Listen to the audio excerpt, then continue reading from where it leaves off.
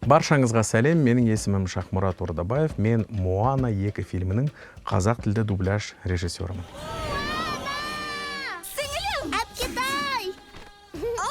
Мен сені жібермеймін, ұшақ күн ғой. Әлі осы жобаға келген кезде аудармашыларымызда, мәтін үйлестірушілерімізде бір бар күш-жігерін салып, қабілетін салып, аударып дыбыстауға тырыстық. Бірақ ақыр аяғында осы фильмді жасап жатқанда, оның қаншалықты жеңіл, жарқын болғанын сездік. Моана музыкалық туынды. Авторлар, композиторлар да осы жолы әдемі әндерді шығарды. Осы жолы бізде жаңа кейіпкерлер қосылды. Жаңа кейіпкерлер жай ғана әңгіме айтып қана қоймай, сонымен қатар әндерін де айтады.